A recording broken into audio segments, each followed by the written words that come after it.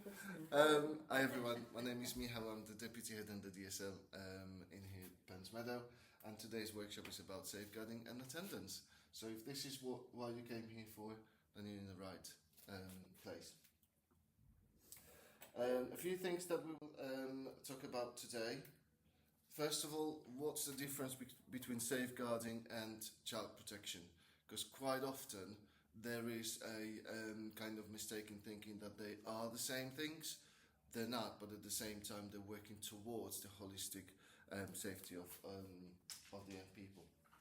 Then we will talk about how the safeguarding works here at Pensmeadow. So what are our systems and processes?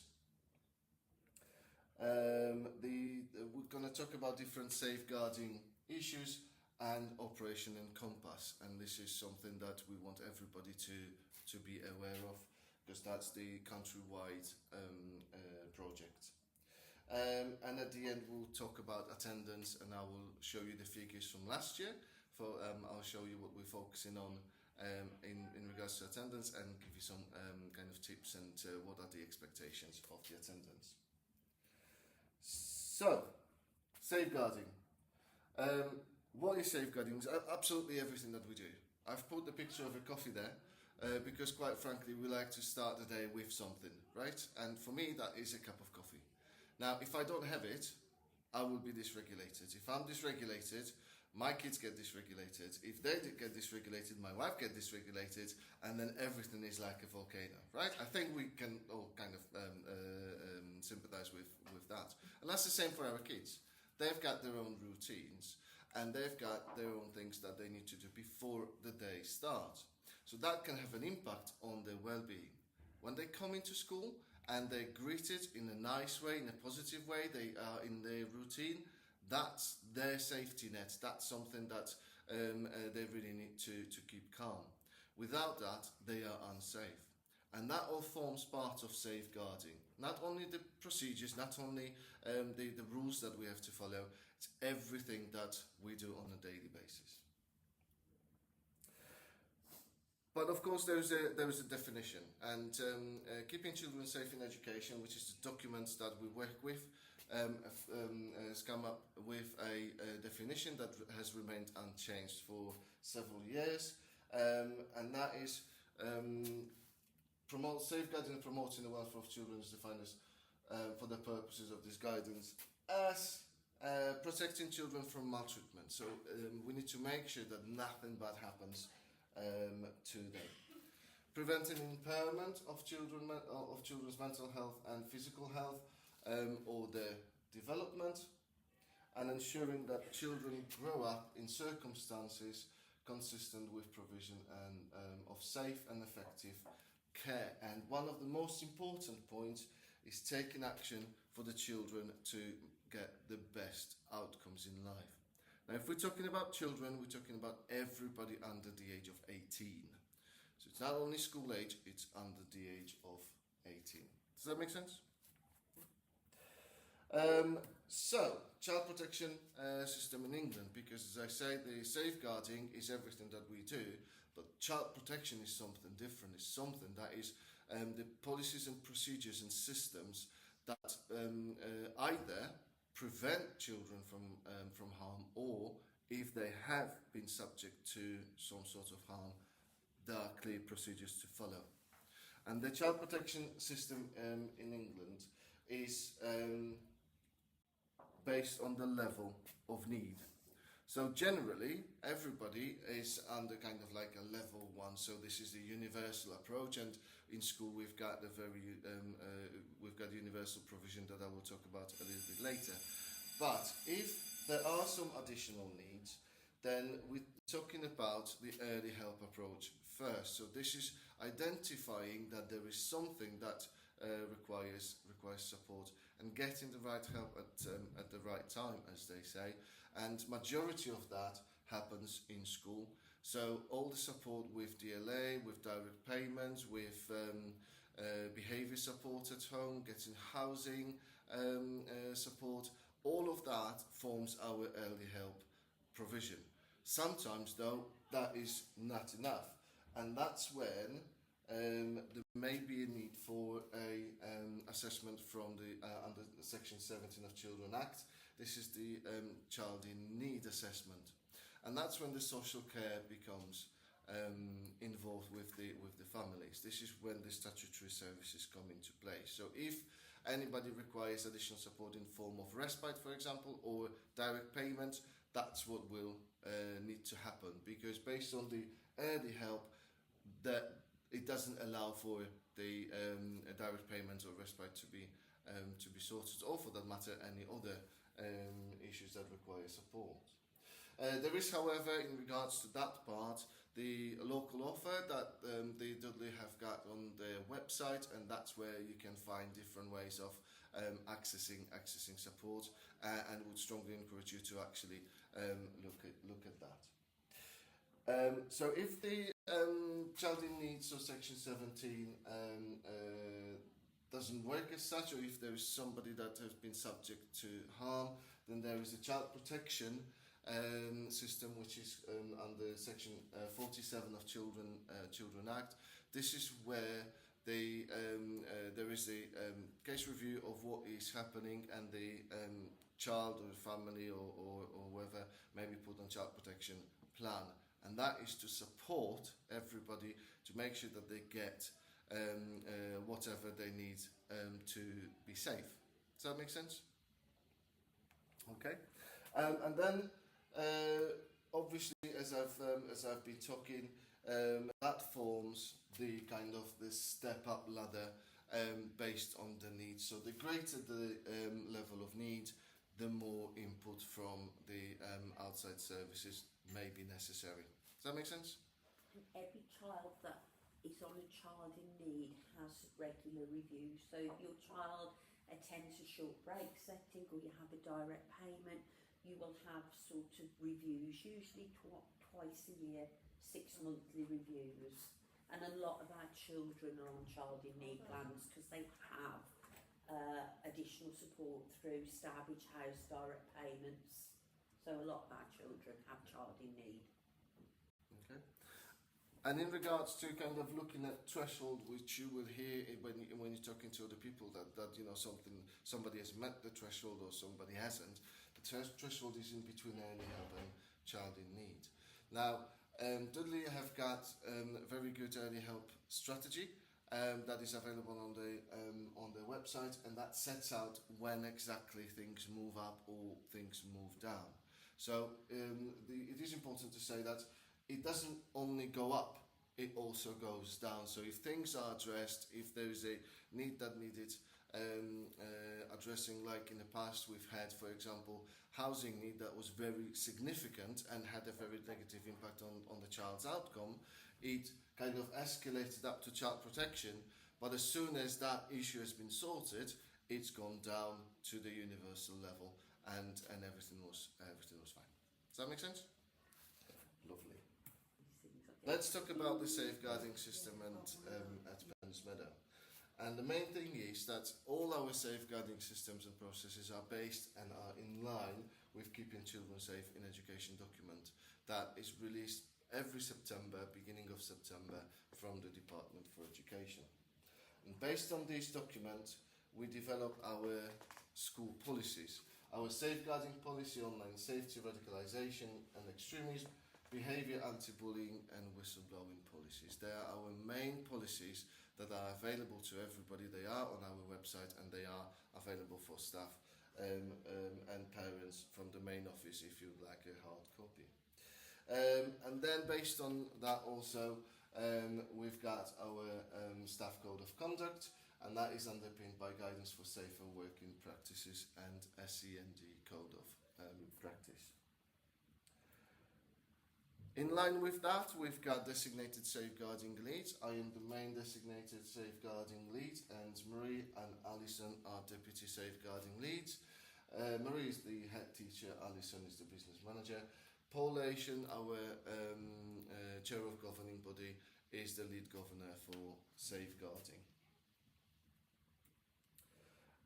So when we see that when we see that there's a problem, or if staff have got any concerns, they always report it. They always come to the DSL to report their concerns, and they are based on ABC. So assume nothing, believe no one, and check everything. Sounds harsh, but in regards to safety of the children, that's what needs to happen. We've got professional curiosity, like we like to call that. We question ourselves. We question our judgment. We have challenging conversations amongst ourselves to make sure that whatever we decide is in the best interest of the young person. Does that make sense?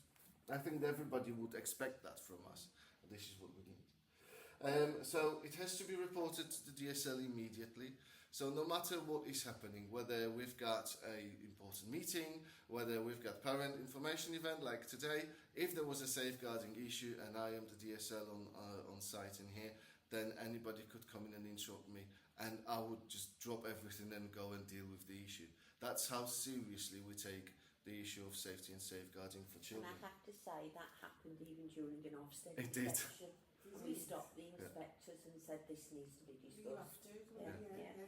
And that was just a housing worry about someone that could be injured by a significant sort of lack in housing. So yeah, we do. So we take it very seriously. Yeah. And then also we record everything. Sue always says, what's not recorded ain't happened, right? And it's true. In safeguarding world, everything has to be recorded. We have to have the trace of what is happening, because sometimes something in isolation that may be a minor issue, if we look at the bigger picture, it can be quite significant. And serious case reviews that we review on a regular basis actually underpin that message. But we recorded on our internet system CPOMS, which stands for Child Protection something system. Online management system, yes. Yeah. Let's get it back, I'll cut it out. And Child Protection Online Management System. We record safeguarding issues, but also we record conversations with parents that are significant. We record things that we observe and our conversations with external providers. So just to make sure that whenever we need, we can access what happened in the past. To see that backup is one of the things, but more importantly, we want to avoid the revolting doors. So to make sure that people don't have to tell us constantly the same thing. That's the most painful, as we know, for the families, to repeat themselves. So we can check the record before we actually go to the meeting, and if there are any questions, then we can address them right away. Does that make sense?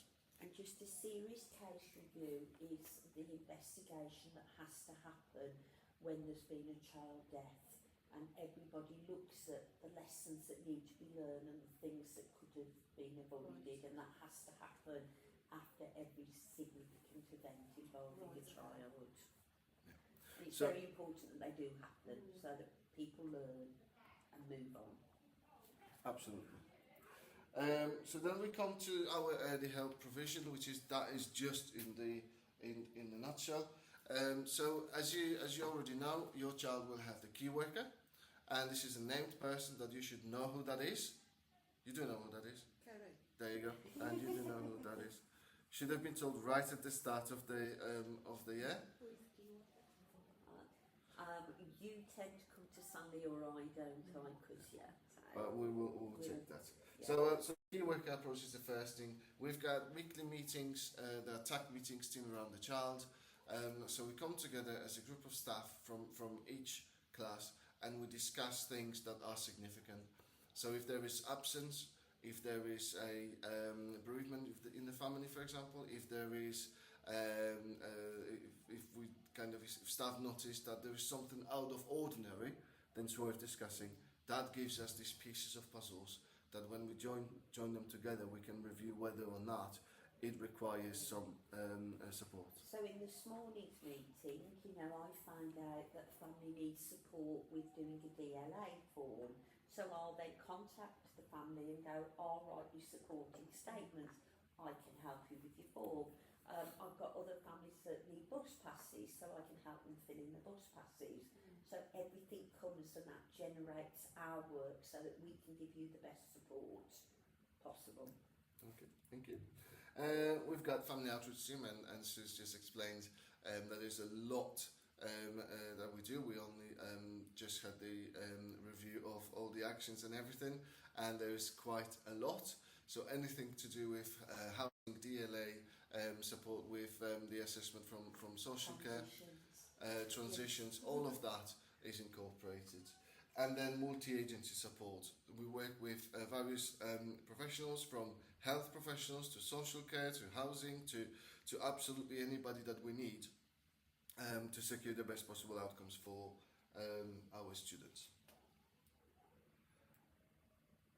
Our curriculum is tailored to the needs of the students, and it also incorporates safeguarding messages and making sure that children learn how to be safe, and more importantly, if anything happens for them that is not right, that they can actually tell us or indicate somehow. Hence, we've got quite a lot of that in the curriculum. So PSHE and personal development, that's quite natural. You know, there's a lot of talk about consent, a lot of talk about contacting and socializing with other people. In computing and ICT, online safety is massive at the moment, and there is a new guidance in regards to filtering and monitoring of the internet access for schools, but we will be sharing that with parents in separate way, how to make sure that your internet at home is safe. I was a good hacker. Yeah, well, there you go. Come to Yeah, that she one. spent loads of money on Yeah, my account. Yeah. there you So go. so that's just something that we would be happy to support you Yeah. with if you would like. Any kind of parental advice. So this is what's happening in just right now, and also community networking. So when you come in, you can always meet new people. In addition to that, we also have got HSA. So if you would like to be part of our homeschool association and get to know a lot more parents and get involved in the school events that they organise, that will be absolutely great. And as a last one, we've got the training, and this is the regular training. Sorry, you can't see because of my face there, but there's a lot of training happening for staff and everybody in school. So we've got induction, we've got the safeguarding updates every year on the first day in September. We've got regular updates through the safeguarding newsletters that you also receive, and you should have received one this term already. And also organised training sessions for staff, and the half-term, the knowledge checks and briefings and all these kind of things. So everybody in school gets that training, and we want to make sure that parents have got information about safeguarding as well. Right, so the next thing is the safeguarding issues. Safeguarding is a very emotive topic, and this is the kind of on the telly would be a trigger warning. We've all lived our experiences, our lives, and we've got different knowledge, different experiences, and I'm not going to be going into many details of what these safeguarding issues are and what could happen. The key thing is, right, that whenever you see something that isn't right, whenever your child indicates that they feel upset about something, it's worth talking about this. It's worth exploring that further. Without pressure, because it's important that children feel safe and that they can open up to us. But the key message from today is, if you notice anything, if you are unsure about anything, and if they mention anything or indicate that something's happened in school, always talk to us, always give us a ring, always come in, and we'll find time to talk to you. Because if we don't know, we can't do anything about this. But if we know, there's plenty of support and help that we can offer.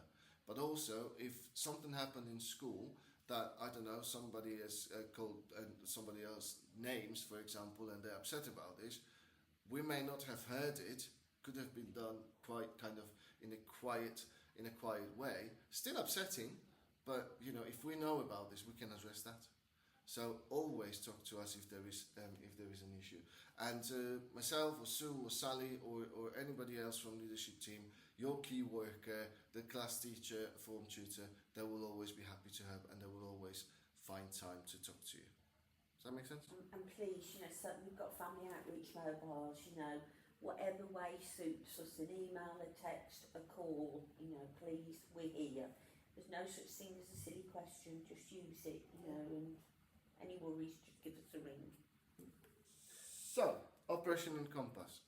This is a project developed by the government, empowering police to actually share information. Because in the past, police attended incidents or whatever, and nobody knew about it, right? So now there is an expectation for all the schools to sign up to Operation Encompass to make sure that there is a named person that police or social care Dudley front door, for that matter, in Dudley, that can contact this person in school, informing them that something has happened. It's predominantly about domestic violence. So if the police attend a domestic violence incident at home, they will let the school know through Dudley front door. Does that make sense? Yeah. So it is to make sure that there is the right support for the child. Yes. Because if the child experienced something, saw something, or even heard something, then obviously it will have an impact. It may not show right away, but we need to know that, you know, if the behaviour changes, then we're more alert to why that may have happened. So there's several principles of Operation Encompass, and I'm not going to be reading out all of them to you because you can do it yourself. But the key message is from that is that if there is an incident that police attend, they've got the duty to inform the schools before the beginning of the next day. So when the child comes in, then they can be supported right away. We've had Operation Encompass in the past, and that was really kind of done in a timely manner. So then we can, when the child comes in, we can say, well, hello, how are things? And we can see what happens. We never kind of go into the topic of, oh, we heard that there was an incident. No, that's not what we do.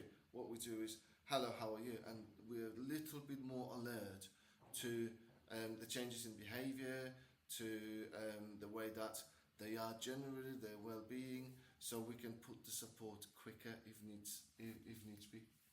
Does that make sense? Okay. So in school, the key person is me. So I will get the notification from the police or from the front door if there was a domestic violence incident. It doesn't have to be discussed with anybody. It's completely confidential.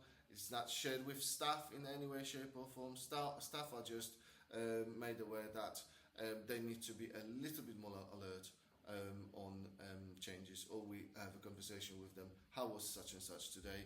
Have they displayed any kind of behaviours out of ordinary, or were they feeling okay? Did they eat everything? All these things, just to make sure that they are okay. Okay, so attendance.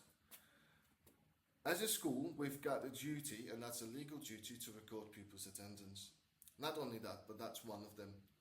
We've got to make sure that everybody's on the register in school, and that we check their attendance at least twice a day. So in school, in here, we do it in the morning as soon as the students come in, and first thing in the afternoon, just after lunch. So why is good attendance important? Because there's a big emphasis on children coming to school, and actually school attendance has been in the news in the last 3 weeks 2 times. That's how important it is.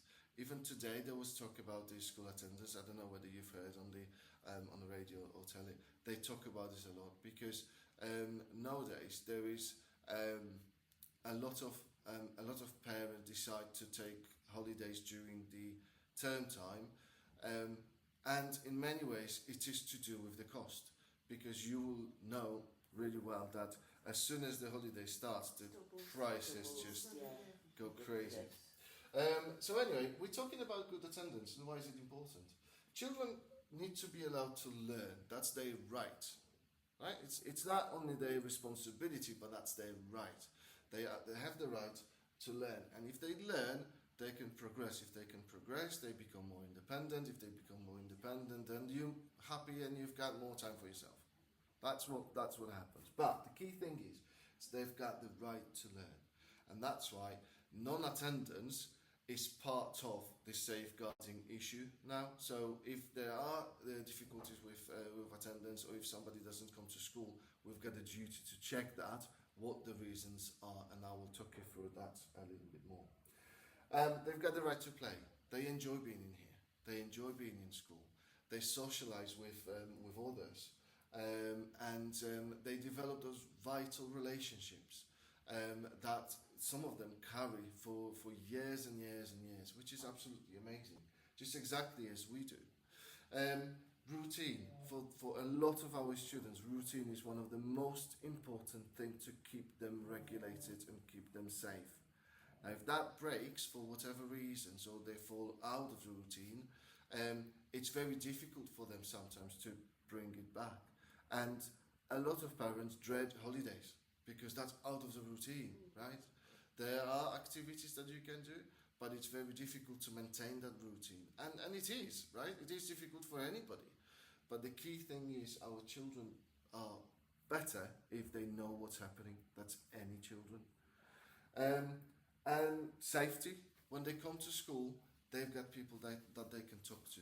We've got safety protocols, we've got safety, very, very much safe environment in here that they are able to explore more independently.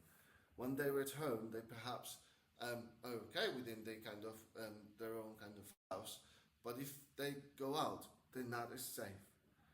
But what we also provide is to do with learning, is how to be safe outside. So this morning we've got several groups going on work experience, and 2 of them are going on public transport. They need to learn how to be safe in the community. They need to be safe. They need to know, and they need to learn what to do if they get anxious outside in town or wherever. We've got the same thing. We go to the new place or to the new country, and we don't know what's happening, and we need to learn. We have to learn how to cope with that, and that's the same for them. And achieve. Our students achieve absolutely amazing things. Sometimes from something as little as speaking 1 or 2 words over the years to actually becoming independent and securing a job. That's how big of a scope we've got in school, and we'll do everything that we can for them to achieve the best possible outcomes. With that in mind as well, we celebrate every single little achievement and things about their development, things about their personal achievements are also very important. They're proud about what they do. They're proud about their work. They're proud about their relationships. They're proud about something that's happened on holidays or with the family. They're proud of you guys, that you are who you are, and that is very, very important to celebrate, and that's something that we do here at Pens Meadow. So on a Friday, you will see our wow things on the internet, and that is, we love a party at Pens Meadow, and we love to celebrate, and we love to praise, and we do publish them so that parents can see all the wonderful things that they've done in school. It's just not a surprise much for anything. It is, really. it is. It is, absolutely. Right, so I've got some kind of statistical figures. It wouldn't be my workshop without some statistics and graphs, so you can confirm that. So I'm gonna share with you a couple of things. So last academic year, right? What do you think? Right, knowing, because you obviously you won't know much about the school as yet, and you will know quite a lot. So what do you think was general attendance for school in percentage wise? 100%, 90, 80? What do you think? About 90%. Okay, well, spot on. That's very good.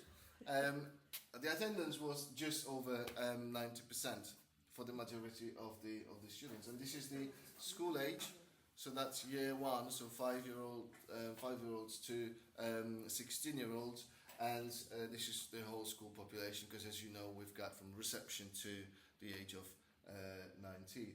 So the attendance is really good. Despite everything that is happening, on the overall, the attendance is really good.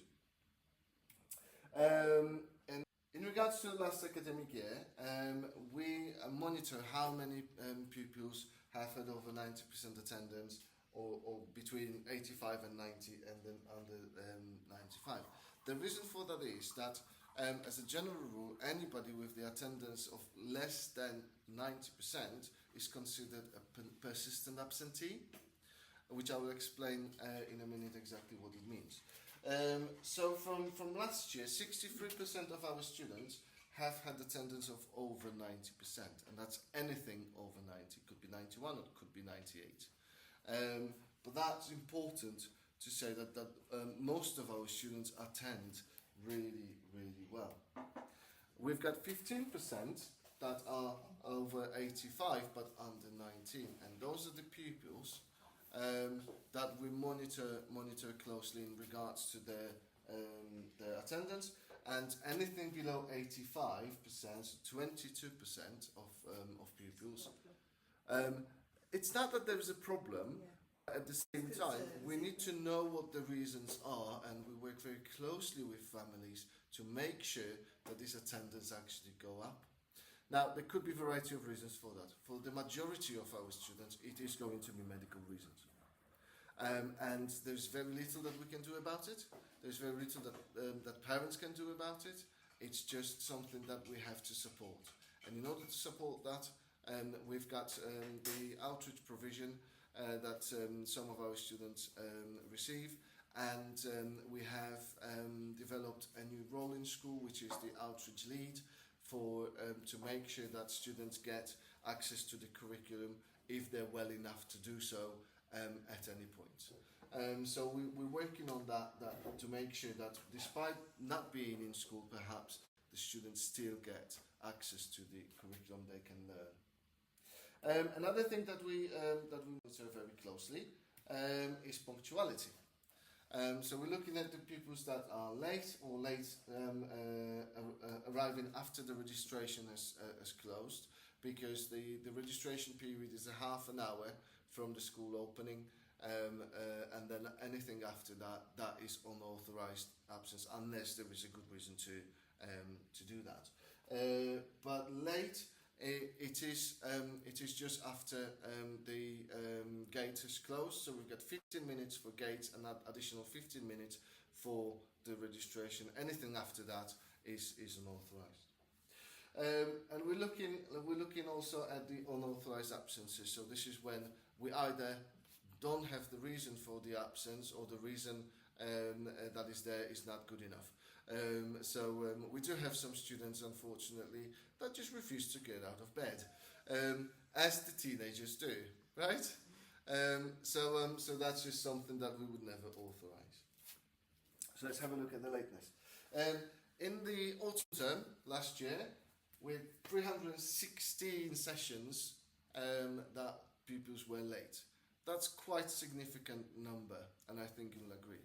So then last year we've sent letters out in January informing parents, right, we're monitoring lateness, and just for your information, this is what's been happening.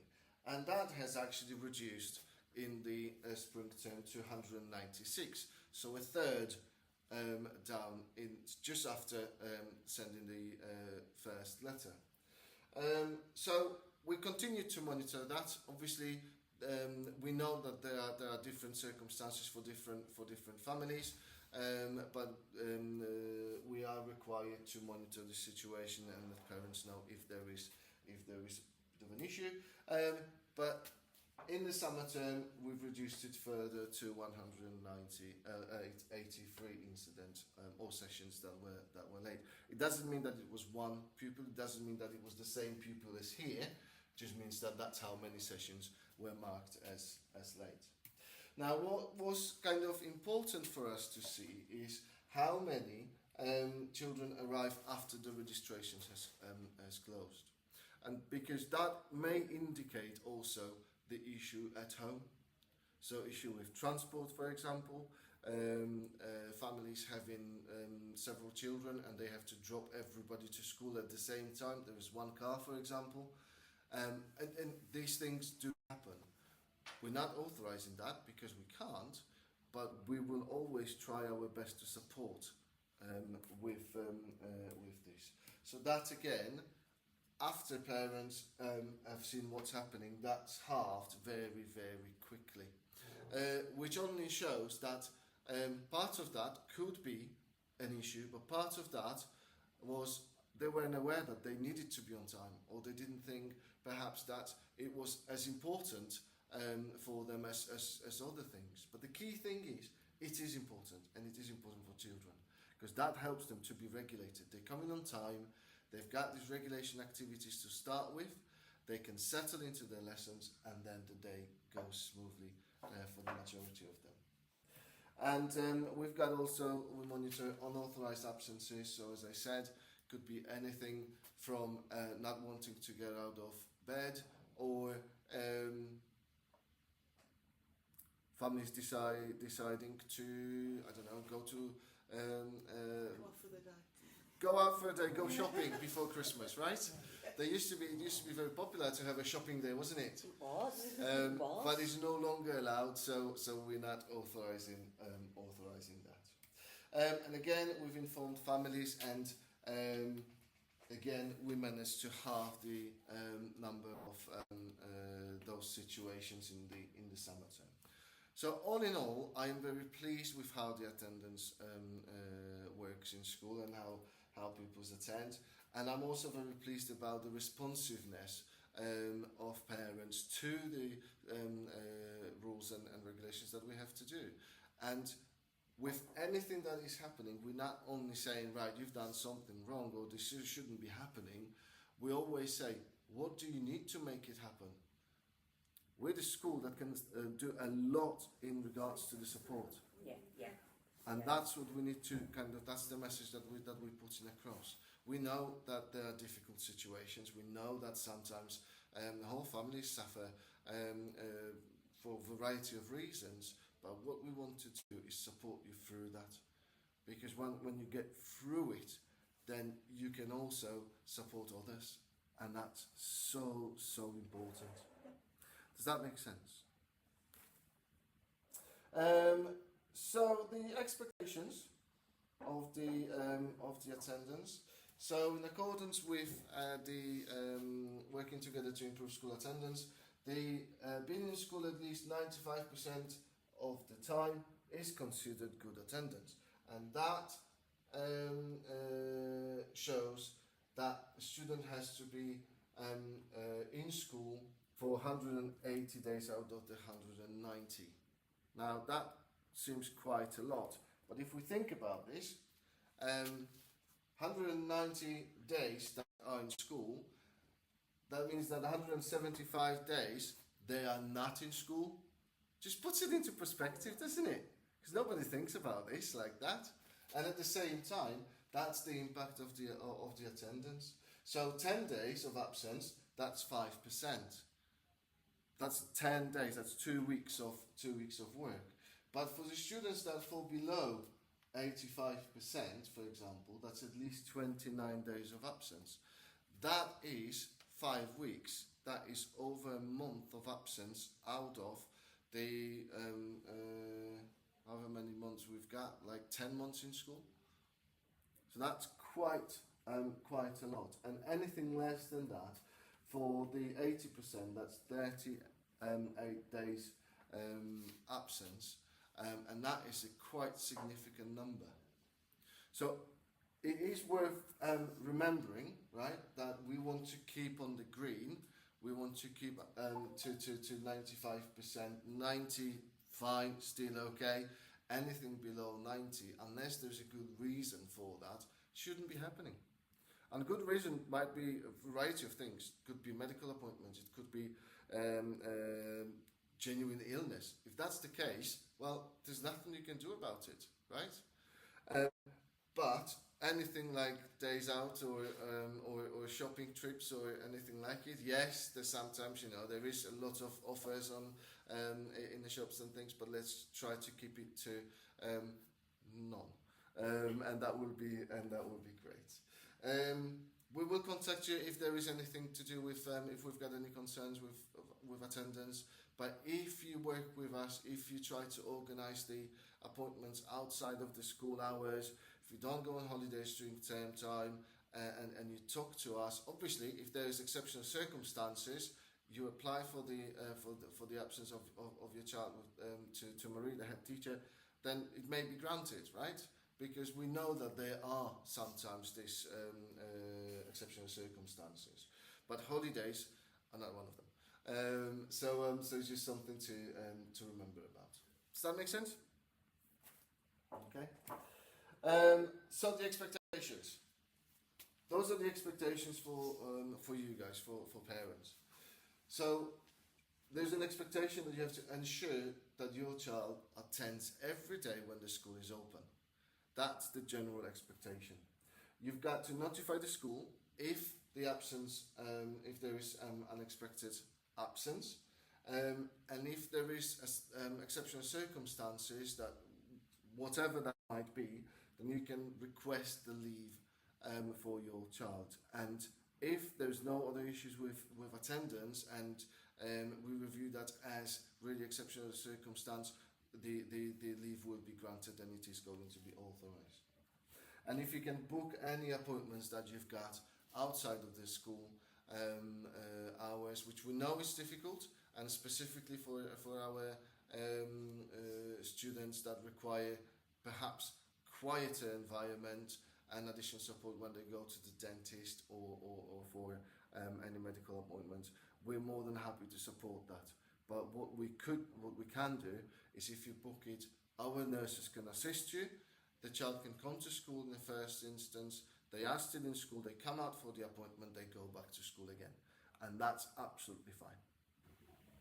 Just to let you know as well, the paediatricians tend to have clinics in school now, so you know you can come into school for the appointment and your child doesn't have to leave school. So we do offer a lot of support in regards to the attendance. So Family Outreach, Sue and Sally, they are absolutely amazing in getting to know you, making sure that you've got what you need, and if you need anything extra, you can always ask, and they'll support you with applications for, like Sue already mentioned, DLAs or specialist car seat or mobility vehicle or bus pass or anything that you can think of, together with more applications. That's a worry to you is a worry to us. You ring us, we have a chat, and we can see whether we can help you directly or we can signpost you to other services. So there's no such thing as a silly question, and we've got a veteran parent over there, third year, that will say if we need help, we will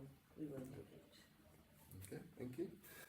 Home learning, as I've already mentioned, we now have a person responsible for outreach provision. So if the child cannot be in school for whatever reason, we will try to provide the work for them to be able to have access to the curriculum. But in regards to home learning, we've got a couple of students that receive outreach provision, and that's full curriculum delivered at home, and we'll continue to do that for whatever time is necessary. Transport.